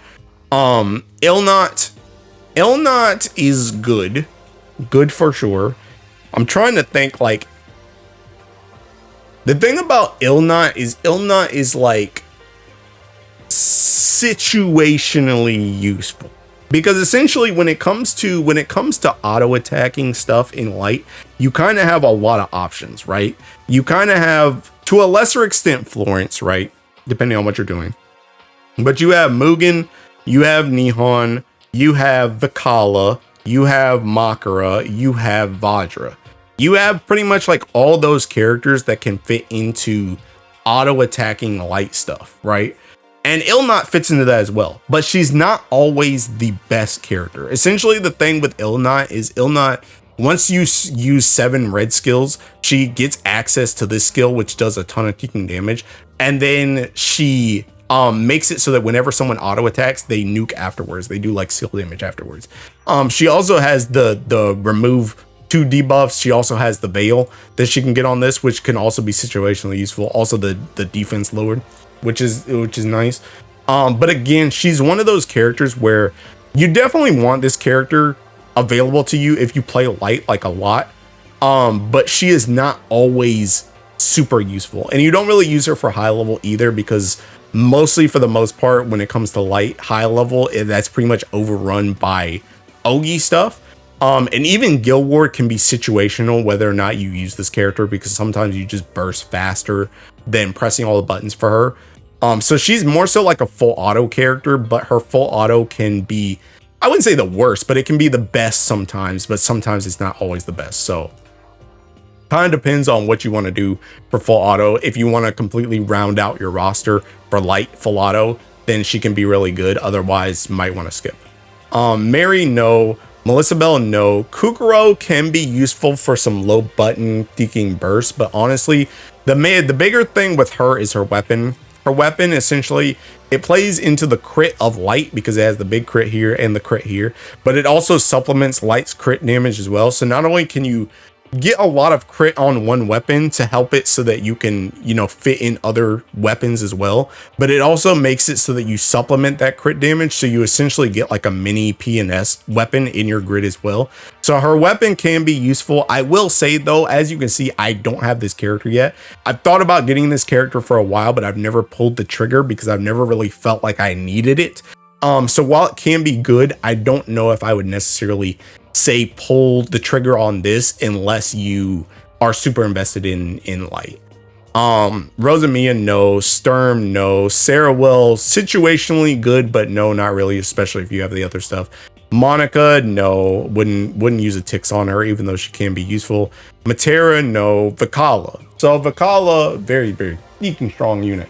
Very deacon strong unit. You use her a lot for full auto in general. Use her a lot for full auto in general. Essentially, she does this. She puts this on where essentially when your team does a lot of deaking hits, she then does like a plane damage hit, and she does plane damage like nukes, like the mouse trap will trigger and she'll do nukes of plane damage, which is good. She also has this skill which she'll use at the end of turn, which dispels and also does damage, and also taking hits to attack and defense, which is really taking good. She also has this joint, which is very nice because this is Veil. This also taking boosts, you know, skill damage reduce, and heals, stuff like that. Pretty much this character can be used for, you know, like speed run stuff that you do like auto with like Futsu and stuff like in Hexa and Fall Zero and stuff like that, because not only does she just, you know, nuke by essentially doing nothing, by essentially just your team just doing damage, she does damage, which can be very nice. She also gives you the veil and the damage reduction and stuff like that, but mainly you're using her for like full auto, and she's very consistent in a lot of full auto comps. So I would say Vikala is honestly pretty high priority, because not only can you use her, like I said, in the full auto, but you can use her in high level if you want to do like that, you know, optimal auto based light stuff. That being said though, again, a lot of high level light stuff is Ogi based, which she is not a part of. So mostly for the full auto, but I would say if you're a light player, you probably want this unit. Moving on, De La Phil, no. Charlotta, no. Korwa, nah, I'm gonna be real, no. Ragazzo can be useful. But I would say Ragazzo is like a potential man Guild War unit. He was useful last Guild War. Don't know if he'll be useful for the next one as well. But he can be useful. Hal and Mal, they can have backline support with the supplement light allies damage built on based on Crest, but honestly, no, not worth a ticket unless you literally have nothing else. Faustiva, again, going back to the Narmaya thing I said before, Faustiva is also useful for the backline stuff, but if you're trying to get Faustiva off this ticket, I'm going to assume you really need Faustiva because you're like a light player and you play light and high level all the time, and this character keeps coming up. Otherwise, if you don't play light and high level all the time, skip. Aglavale, at this point, no. Vajra, I will start with Vajra's weapon. Vajra's weapon also can be useful for the light crit, and it has a little bit of Fandango on it, so it has TA and the normal attack cap, so that can be useful. But Vajra in and of herself, Vajra is kind of weird. I'm not gonna lie. Vajra is kind of weird. Like, she's weird on a recommendation standpoint because for all intents and purposes, this character is busted as crap. And she is busted as crap. She's really deaking good.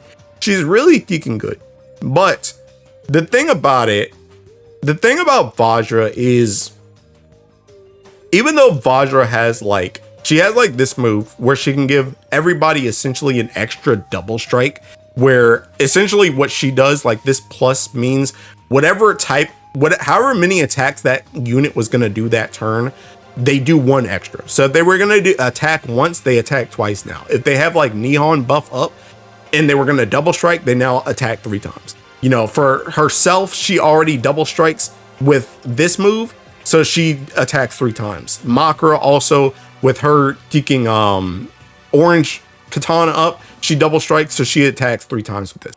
Very Tien strong. Very Tien strong, especially paired with herself, with Makura, with Nihon for the double strikes. Very Tien strong. But the thing about this character is this character feels a lot like Illnott, in the sense that I would say she's a little bit better than Illnott for your general full autos, but I would say she's mostly for the full autos. She's like Illnott, but she's also kind of like Reinhardt's are in that way, where light Ogi and earth Ogi just dominate so much in high level that even though this character could be great for stuff like that, you just don't take her because the high level is just already dominated by Ogi. So that pretty much leaves her to the full auto stuff. And the thing about it too is she also doesn't just like spawn in with this either, so she needs to press a button. So you don't always necessarily use her for like boxing events and stuff like that too. And you have to build up to use this move, so you can't just use this turn 1 either. So she is good for like full auto stuff. Probably will see use in Guild War as well. Don't know when Light Guild War will be. Might be after Water actually, but probably will be useful in Guild War as well. But mostly full auto, so it's like she's good, but not always used. So it's kind of hard. It's kind of hard to like recommend her, but she's honestly busted the crap. And if you're a light main and you don't have this character, you don't have anything else to pick, definitely want to get the Seeking character. Definitely want to get Deacon Vajra. Let's see what else. Mahira is a sack. I know a lot of people want Mahira, but I feel like Mahira realistically, if you don't care about potential Guild War full autos and you don't care about high level sack strats where you essentially, because the thing about it is she gets the chicken thing where she puts the henpecked on it, and then once people do skill damage, she does plane damage, which removes buffs, and this can activate multiple times in a turn. So essentially the plan is just to get this debuff on the enemy, then kill Mahira and use a different team. Can be very useful. But if you're not highly embedded, I would kind of put her in the same vein as like Faustiva and Narmaya. If you're getting this unit, you probably know why you need to get this unit. If you don't know why you need to get this unit, then you probably shouldn't get this unit. Type thing. Zeta, no. Now I say no. Hellas, no. Urius, no. Willness, no. Horus is part of like the Ogi Trinity. It's Cosmos, Horus, and Funfun.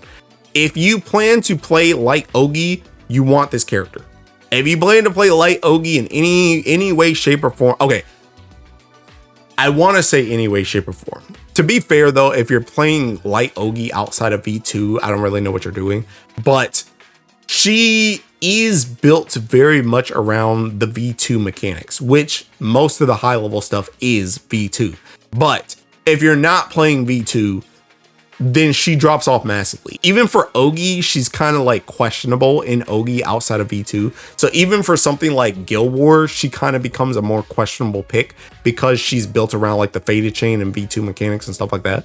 But if you're trying to play light Ogi, you want her. If you're not trying to play light Ogi in high level with V2, then probably can skip. But it's kind of hard because, you know, she's not on a banner anymore. So it's not like, you know, I wouldn't skip this character, get her now while you can, because it's like you can pick a whole lot of stuff, even for different Ellies on this ticket. So it's kind of hard to just be like, okay, you shouldn't skip Horus just in case you like Ogi. But, you know what I mean? She's useful, but only for that light Ogi, specifically in like V2. Zoe, Saryaku, no. Zoe is only really useful if you don't have Funfun maxed out, but I would not recommend tixing Zoe just until you get Funfun. I wouldn't really do that unless you're just like really like, I am a light player, I must have everything in light. Then yeah, sure. Zoe's weapon is useful though. So you're not really completely throwing if you get her, because you can use this even if you bench Zoe in the future for Foon Foon. You can use this even in your Ogi teams for high level as well. So that is one of the saving graces of Zoe, but I wouldn't really recommend tixing her over someone else unless you just have no one else to tix. Zold, no. Florence, at this point, if you're not trying to do Guild War with Florence, don't tix her. Don't tix her. That's really the only place you're using Florence. If you're not trying to do Guild War with Florence, don't tix her. Lily, no. Shiva, no. Mugen Kugi. On some Toriko thinking callback, bro. Mugen Kugi.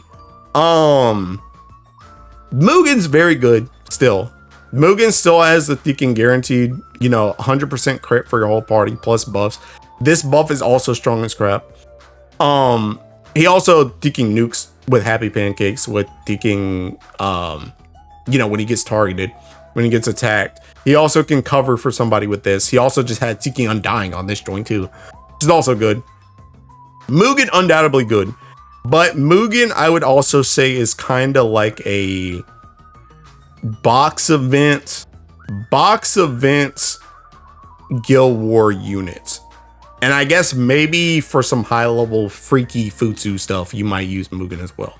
But if you're not worried about box events, if you're not worried about Guild War, probably don't need this character. I feel like even though he can be useful in full auto, I feel like there's enough other light characters that you can use in full auto to get by. Unless you just have no light characters for full auto, then it might be actually worth to pick him up, because you can use him in full auto, and then you can also turn around and use him in box events and Guild War as well. But yeah, if you're not worried about Guild War, if you're not worried about like box events, Mugen kind of falls off, because that's pretty much what he's mostly for at this point. Summons, I think it's just Mars? Question mark. I know Kagi exists, but no. Yeah, just Mars. So Mars is good. Mars is very, very good. Very, very strong. She gives debuff immunity at the start, and she also gives you, she is another form of 100% crit that you can get from the back line, essentially from your summon. You can get it as a sub summon slot, which is very strong. Her call is actually pretty good too, so she can be useful as a call summon as well. I would say Mars is pretty worth it. Summons in general, summons that are uniquely good for your element are usually pretty worth it, because they can kind of outlive characters, because as character, like, you usually get a lot more characters that can power creep other characters as opposed to summons that power creep other summons. So Mars can be very useful, like especially if you ever drop Mugen for anything, whether it's full auto or burst. You can still have your 100% crit coming in with Mars, which is nice. Plus you can call her. So yeah, Mars very good. So light, there's kind of a lot in light actually. There's like, let me see. Light, there's Vikala, Illnott, Vajra. I would actually go out on a limb and say Vikala is greater than or equal to Vajra. And then after that, I would say okay, wait. This is actually kind of hard. This is actually kind of hard. I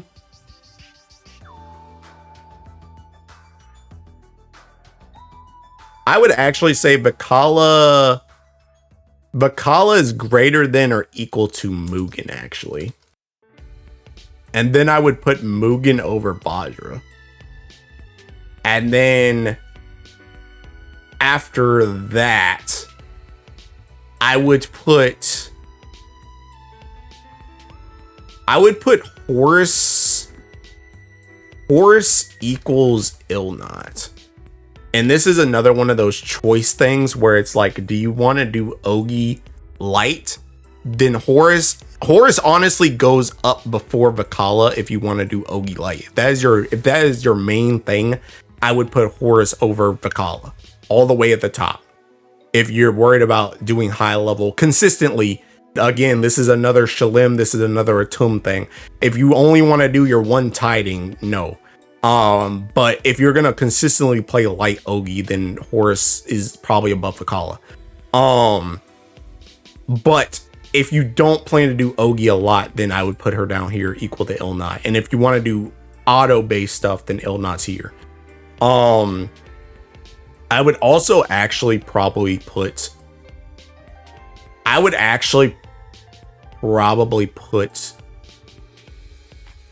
Mars here as well.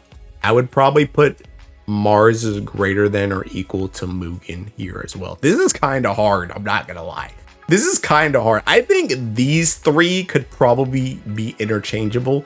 I just think Vikala is like more universally useful, whereas these two are kind of more bursty, and Vajra is very like full auto and bursty, but she's very situational.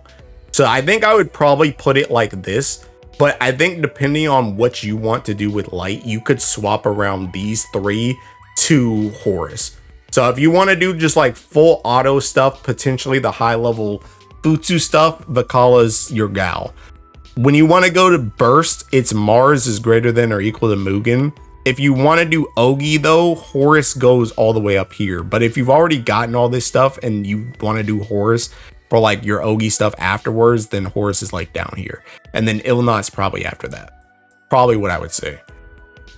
I think that's what I would say with light. I might reconsider that, but I think that's what I would do for light. Yeah. All right, last but not least, after the light comes the darkness. No, Tico, no. Siete, no. Lobelia, I don't know. I mean, Lobelia can be used for like Cosmos full auto. That's kind of it. I mean, he is a utility character, so maybe he gets used for something else in the future. Maybe he gets used for like the new Odious raid or something, but I don't know. He's like, his gimmick is kind of like just built around like the crests and stuff, and then giving you this, but a lot of times you just don't really need this, especially considering Orologia gives you like a very similar buff, which does stack with this one, but Orologia gives you like a much similar buff for like less like work essentially. So it's like Lobelia's good, but I probably wouldn't really get him unless I was just like a super like invested dark player, and it's just like, oh my god, this is like the last dark character I'm missing, I just want Lobelia. Like, I'd probably get him then, but realistically the only place I use him personally is in my Cosmos full auto. Magus, nah. Nah, very hot, but nah. Fajra, no. Azusa, no. Donwa, no. Halasina, people use her for like random solos and stuff, but I mean, if that interests you and there's literally no other way to do it, then yeah, sure, but I'm pretty sure there's other ways to do it. so I nah, pass. Okay, Fiorito, no, by the way. Ilsa is still very, very strong. Nothing's changed with Ilsa. She still has the 100% crit in the same vein as Halloween Mugen and Makura and characters like that. Has this, which is nice. She has this depending on, you know, when people die, she gets stacks of this and she can go all the way up to quadruple strike, which can be situationally very strong. Also has Undying, which can be useful. Deals triple attacks. Honestly, the main thing about it is this chick's got S1 and she do a lot of damage herself. She is essentially excuse me. You essentially have two comps for Dark Burst for the most part. It's either Sariel, Sadala, Ilsa, or Sariel, Sadala 6. Pretty much if you want to press a button or if you need extra damage, you use Ilsa. If you don't need to press a button, or if you are okay doing slightly less damage, then you take 6. So Ilsa's still good. I mean, she's still good. There's really not a but, to be honest. She's just good. She's just good. She's just good. She's just good for burst. If you want dark burst stuff, very good. Ooh. Oh boy. Okay, so Catura. Now, okay, so Catura. I'm gonna be real. Catura is kind of in the same vein as the Shalem and Atum type stuff. And the Horus type stuff. Where if you want to play dark consistently in high level, you want Catura. Like Catura, essentially Catura's gimmick is that she pairs with MC, and when she uses S3, essentially they're the only two that take damage, and they take significantly less damage. And also once you get like the stacks up, you can well, not stacks, the cast. So essentially the more you cast this button, the more effects it gets. All the way up until like a tag team for her and MC. She's very freaking strong. But honestly, it's mostly for this move. She also has like dispels and debuffs on this as well. But it's mostly her the CE move, honestly, because you can just walk through like triggers and stuff in Versusia with this seeking move, because you just essentially take like no damage. And you counter for a lot of damage. Like her and MC also counter for a lot of damage, which is also very strong. So honestly, like this unit, you can use her for full autos too. Like I wouldn't be surprised if she's used for full autos in the new raid. There was a full auto with Martial Mastery, but Tech, like literally, last night Teking showed me one that doesn't use Catura, so that's, being chilling on that joint. But mostly for the high level stuff, Hexa, Fa, Versusia, even solos as well. For Hex and Fa, you bring Catura. So if you care about high level, like I said, she is very much in the same vein as like Atum and Shalem and Horus, where if you care about the high level dark stuff, you want this character. But she can be used in other. I would say she is probably a little bit more universal than those characters, just because she's also like auto based. She's auto based as opposed to Ogi. So, and she's not really V2. Like how like Atum or Horus are too. So it's like you're kind of chilling in that regard. So you can use her for stuff like Luminera, or like I said before, like the martial mastery trial. So yeah, Catura, I could expect a lot of people to pick up Catura, especially if they already had all the other like dark characters. Also, her weapon is like situationally useful too, because it has Garrison and Trium on it. So yeah, Catura, I expect a lot of people to pick her up. But she's mostly high level. Mostly high level. And full auto. Sedala, the Teking Brats. Sedala, I'm not gonna read all this kit. Main thing about Sedala's in those burst comps. Main thing about Sedala is Sedala comes out, she auto attacks, and she does this nuke. That is pretty much it. So this nuke debuffs, it dispels, and it does damage. And that's pretty much it. Like I said before, the team is pretty much Sariel, Sedala, Ilsa, or Sariel, Sedala 6. So yeah, they're good if you want auto-based bursting. They're essentially Christmas Wamdus, but for dark. That's essentially what it is.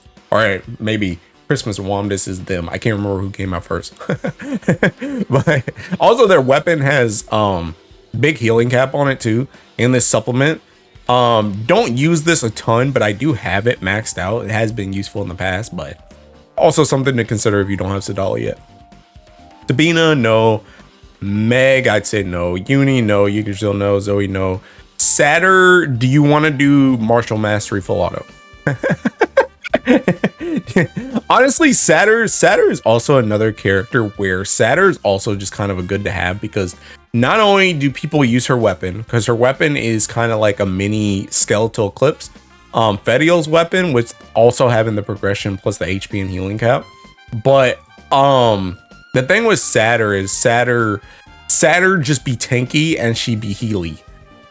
She also do the plane damage, which is the reason why I brought up Martial Mastery, because she's like the most reliable way to deal with that omen in dark. Because essentially she puts this on the enemy, and then when you do skill damage, it removes a buff and it does plane damage. And that plane damage is just enough to do Martial Mastery. So, but what I was trying to say though was Satyr is one of those characters where even though she's not used a ton right now, you know, I could see her being used in anything where you like full auto and it takes even somewhat amount of effort. So like the new raid coming up, she may show up there. She showed up in like 250 for Guild War just because she tanks a lot, she heals a lot, she debuffs a lot. She does a lot of skill damage, she helps with your skill damage, stuff like that. So good character to have, not only for her and her weapon, but I don't know if she's like super high priority, but she is good to have. Rosetta, no. Delafil, nah. Lady Grey, no. Cagliostro, no. Magisa, no. Amira, no. Anthuri, no. Capitan, no. Hecate, no. And Clarice, no. Okay, we're done, I guess. I guess that's it for them. So for summons, Sleepyhead? No. Sariel, Holiday, no.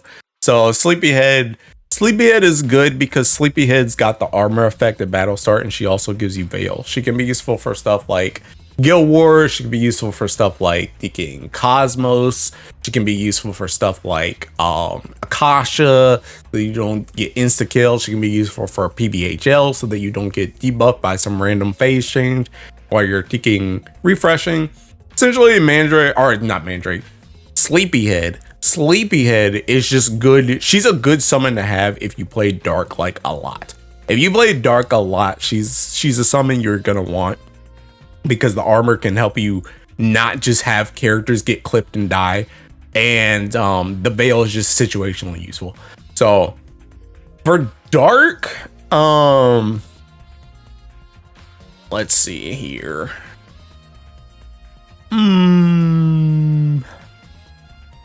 See, I'm still kind of the weird guy where, me personally, I still think Sidala is over Ilsa personally, just because, like I said before, you have Sariel, Sidala, Ilsa, or Sariel, Sidala 6.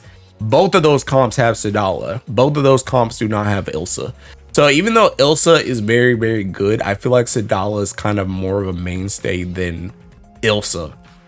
I also technically think, well, I don't know, it's kind of hard to say, but I want to say that Sidala will probably stay around longer than Ilsa, because if you give anyone else that buffs your team or gives like a tag team or something, then Sidala is still going to be useful, because she just doesn't, I mean, Ilsa's good without pressing a button too, don't get it twisted, but Sidala's, you know, pretty good without a button. You know what I mean? So I still think Sidala over Ilsa, but I think these two could easily swap, to be honest. After that, it's probably Catura, I guess. I would say Catura. I'm just trying to think if I want to say Catura. Okay, I don't think Catura is, I guess it's kind of another path thing. It's kind of another path thing, because like if you want to play Dark only in high level, but for some reason you just don't care about burst at all, then Catura could go above both of these. But I would say for the most part, people play Dark bursty more than they play at high level. So these two kind of go above. But I also wouldn't really put Catura on the same level as these, because Catura is really only for that high level. So even though she's like good, they're kind of like just not, these aren't really like comparable like niches, I guess. So I just put Catura, and then after that, I would say Lobelia is greater than or equal to, well, actually, to be honest, I would put Sleepyhead right here. I would put Sleepyhead right here, and then I would put Lobelia is greater than or equal to Satyr, because I think Lobelia is good, and he fulfills you know, defensive requirements that you can get kind of with Orologia, but at the same time he has like extra stuff. He can also be played with like crest teams if you want to do stuff with like Tsukuyomi or something like that. But also Lobelia also just has the crest thing from the backline as well. So even if you aren't using him, you can use him, you know what I mean? Whereas Satyr, as of right now, the only place you're really using her is in Martial Mastery.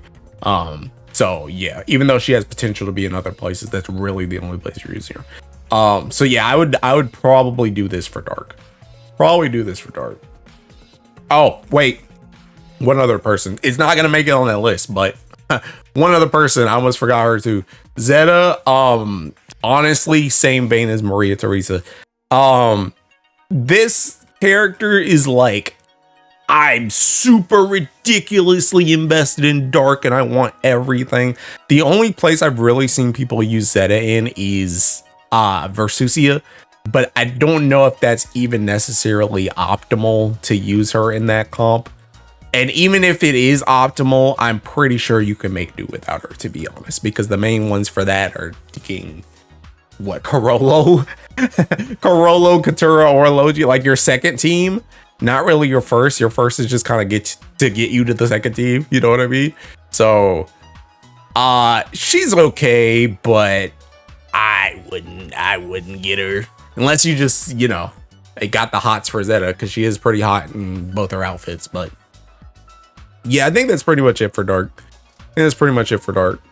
So I'll think on this for a second, and if I don't think anything else, then we'll just end it there. All right, so this is the finished graphic that I made for the tier list. The only thing I did change was I did move Vikala to like the end of her row, so now it's like Mars is like greater than or equal to Mugen, and then that's above Vajra, and then that's above Vikala. I do think the more I thought about it, I was like, Vikala probably should move her butt down. But yeah, so I made this graphic. I'll leave this graphic in the description too, and like an Imgur link or something, in case you want to see it, like, I don't know, up close and personal or something. But yeah, I think this is what I go with for the end, but that's really the only change that I made. So anyway, I finished it. It won an hour, teehee. But yeah, it's finished now, so I think I'm okay with this. I feel pretty good about this. I was very hyped to talk about Earth this year because there was a lot of stuff that we got last year. So I got to talk about, I'm pretty sure the Earth section is like double or triple like every other section. But anyway, so anyway, I finished that joint, so that's cool. Anyway, if you have any questions or concerns or something, I don't know, ask in the comments or ask on stream or something, and we can talk about it. But yeah, that's pretty much my list for 2026. So hopefully you enjoyed. Thanks for watching. Thanks for the support as always, and I will see you in the next one. Bye bye.